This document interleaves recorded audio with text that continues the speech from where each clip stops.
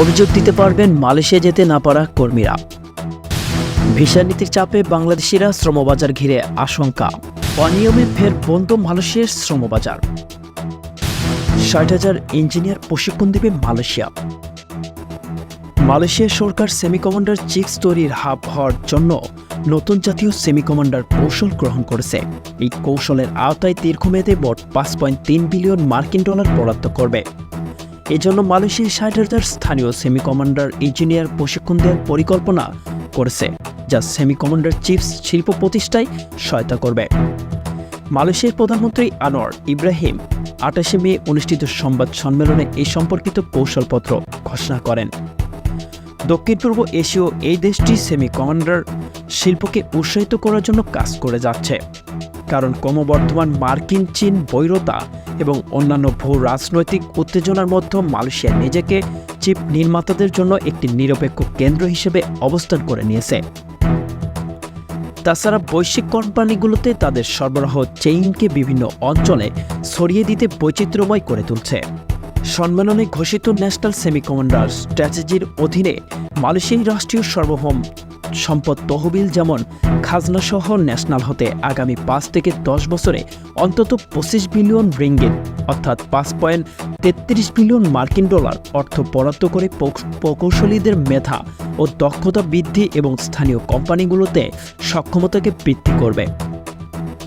কুয়ালালামপুরের semicon south east Asia ২০২৪ trade show অনুষ্ঠানে প্রধানমন্ত্রী বলেন, আমাদের লক্ষ্য হল এমন একটি সিস্টেম তৈরি করা যা ডাইনামিক মালয়েশিয়া প্রতিষ্ঠা এবং বিশ্বমানের মেধাবীদের দ্বারা পরিচালিত হয়। বিশ্ব কোম্পানির সঙ্গে যোগসূত্র করা হবে যেন ইনোভেশন এবং সৃষ্টিশীলতা দিয়ে আঞ্চলিক এবং আন্তর্জাতিক প্রতিযোগিতা করতে সক্ষম হয়। তিনি বলেন, আমি আমার জাতিকে মালয়েশিয়াকে সেমিকন্ডাক্টর উৎপাদন এবং সেমিকন্ডাক্টর সাপ্লাই চেইনের জন্য সবথেকে নিরপেক্ষ, নিরাপদ এবং প্রাণবন্ত স্থান হিসেবে বিশ্বের নিকট উপস্থাপন করেছি। কৌশলটির লক্ষ্য হল ৬০,০০০ লোককে চিপ মেকিং এর বিভিন্ন দিক, ডিজাইন, প্যাকেজিং, টেস্টিং, সাপ্লাই সম্পর্কে প্রশিক্ষণ দেওয়া। প্রশিক্ষণ কর্মসূচিতে বিশ্ববিদ্যালয়ের কর্পোরেশনে জড়িত থাকবে।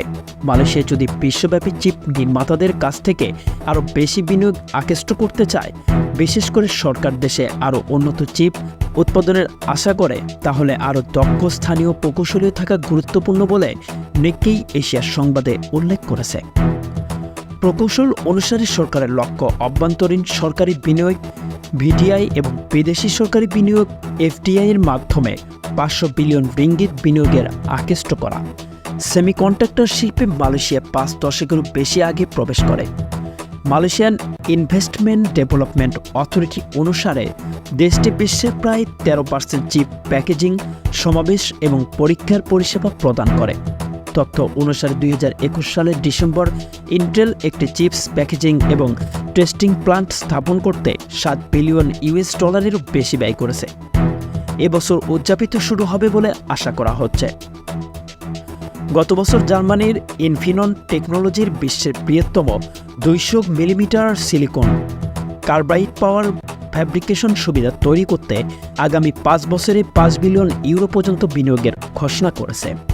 নিক্কেই এশিয়া আরও উল্লেখ করে, মালয়েশিয়া সম্প্রতি সেমিকন্ডাক্টর সহ হাইটেক ম্যানুফ্যাকচারিংয়ের বৃদ্ধির জন্য কাজ করেছে। অতি সম্প্রতি সরকার বিশ্বের শীর্ষস্থানীয় ভেঞ্চার ক্যাপিটাল ফার্ম এবং ক্যাটাগরি স্টার্ট আপগুলোর উপলব্ধ করতে গত মাসে গোল্ডেন পাস এবং অন্যান্য প্রণোদনা প্যাকেজ চালু করেছে। সরকার রাজনীতির কাছাকাছি সেলিঙ্গর রাজ্যের শিল্প অঞ্চলে বৃহত্তম ইন্টিগ্রেটেড চিপ ডিজাইন হাব প্রতিষ্ঠার ঘোষণা করেছে। সংশ্লিষ্টরা বলেন, মালয়েশিয়ার সরকারের কৌশল অনুযায়ী সেমিকন্ডাক্টর চিপস তৈরির উপযুক্ত মেধাবীদের আকৃষ্ট করবে। সেই হিসেবে বিশ্বের ট্যালেন্টের কাজ করার সুযোগ সৃষ্টি হবে, কিন্তু এই শিল্প কাজ করার জন্য উচ্চ মানসম্পন্ন মানব সম্পদ তৈরি করতে হবে, যেন এই ক্ষেত্রে শিল্প উদ্যোক্তাদের আকৃষ্ট করে।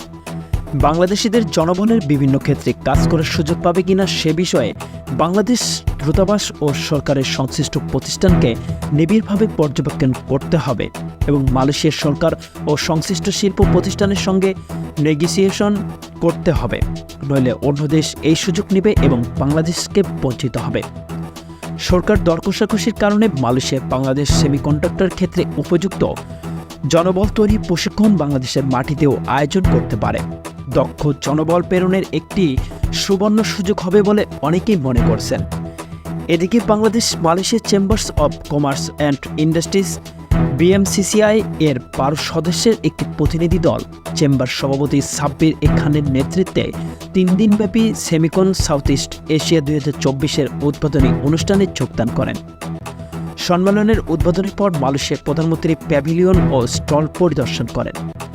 এ সময় তিনি বাংলাদেশি প্রতিনিধিদের দলের সঙ্গে শুভেচ্ছা বিনিময় করেন। বাংলাদেশ বর্তমানে সেমিকন্ডাক্টর শিল্প থেকে বার্ষিক প্রায় $5 মিলিয়ন আয় করে ইন্টিগ্রেটেড সার্কিট ডিজাইনের মাধ্যমে। বাংলাদেশ সরকার 2031 সালের মধ্যে $10 বিলিয়ন রপ্তানিমুখী সেমিকন্ডাক্টর শিল্প গড়ে তোলার লক্ষ্যে ঠিক করেছে। $600 বিলিয়ন বৈশ্বিক বাজারটি এই দশকের শেষ নাগাদ $1 ট্রিলিয়ন শিল্পে রূপান্তরিত হবে বলে অনুমান করা হচ্ছে। এই বৈশ্বিক বাজারের একটি উল্লেখযোগ্য অংশ এশিয়া প্রশান্ত মহাসাগরীয় অঞ্চলসমূহের দেশগুলো, বিশেষ করে মালয়েশিয়া কর্তৃক নিয়ন্ত্রিত। বাংলাদেশের সেমিকন্ডাক্টর শিল্পের নেতৃত্ব স্থানীয় কোম্পানির কর্মকর্তাদের সমন্বয়ে গঠিত। এই প্রতিনিধিদের লক্ষ্য দুই দেশের শিল্পের মধ্যকার সংযোগ স্থাপন, দ্বিপাক্ষিক অংশীদারিত্বের সুযোগ সৃষ্টি এবং বাংলাদেশ ও মালয়েশিয়ার সেমিকন্ডাক্টর শিল্পের মধ্যে অভিজ্ঞতা আদান প্রদানের মাধ্যমে মালয়েশিয়া এই অঞ্চল কীভাবে নেতৃত্ব স্থানীয় হবে তা প্রত্যক্ষণ করা। BMCCI প্রতিনিধি মালয়েশিয়ার ডিজিটাল ইকোনমিক কর্পোরেশন MDEC, মালয়েশিয়ার এক্সটার্নাল ট্রেড ডেভেলপমেন্ট কর্পোরেশন ম্যাস্টেড, Malaysian institute of micro electronics system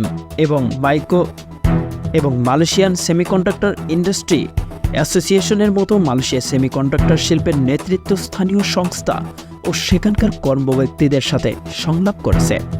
Malaysia institute of micro electronics system এর সহায়তায় BMCCI প্রতিনিধি সেমিকন্ডাক্টর নিয়ে গবেষণা ও উন্নয়নের গৃহীত উদ্যোগ ও কার্যক্রম সরাসরি প্রদর্শন করেছে, যা ছিল ওই অভূতপূর্ব অভিজ্ঞতা। মালয়েশিয়ার সেমিকন্ডাক্টর ইন্ডাস্ট্রি বাংলাদেশের সেমিকন্ডাক্টর ইন্ডাস্ট্রির উন্নয়ন কল্পে প্রয়োজনীয় সহযোগিতা করতে আগ্রহ দেখিয়েছেন।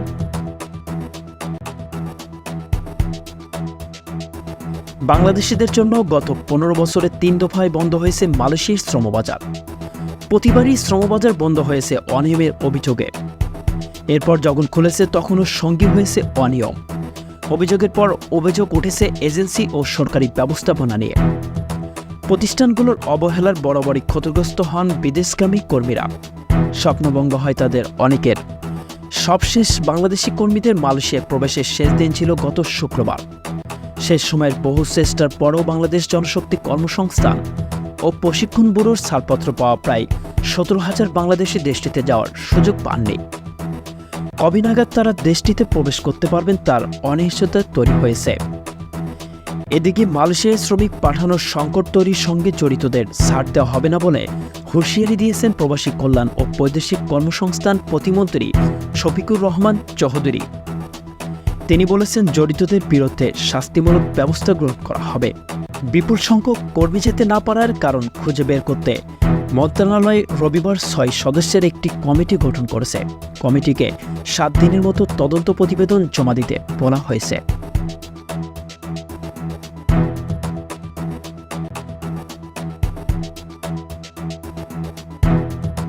ভিসা পেতে বাংলাদেশিদের জন্য কঠোর বিধিনিষেধ আরোপ করেছে সংযুক্ত আরব আমিরাত। ভিজিট ভিসা, আনস্কিলড লেবার ও পার্টনার ভিসা দিতে কঠিন শর্ত জুড়ে দিয়েছে দেশটি। ফলে মধ্যপ্রাচ্যের এই দেশটিতে বাংলাদেশিদের ছুটে যাওয়ার যে স্রোত ছিল তা একেবারেই কমে এসেছে। সাম্প্রতিক রেমিটেন্স পাঠানোর শীর্ষে রয়েছে আরব আমিরাত। কিন্তু এই ভিসা নীতি অব্যাহত থাকবে দেশটিতে অবস্থানরত বাংলাদেশি ব্যবসায়ী ও শ্রমিকদের ব্যাপকভাবে ক্ষতির সম্মুখীন হওয়ার আশঙ্কা করেছেন প্রবাসীরা।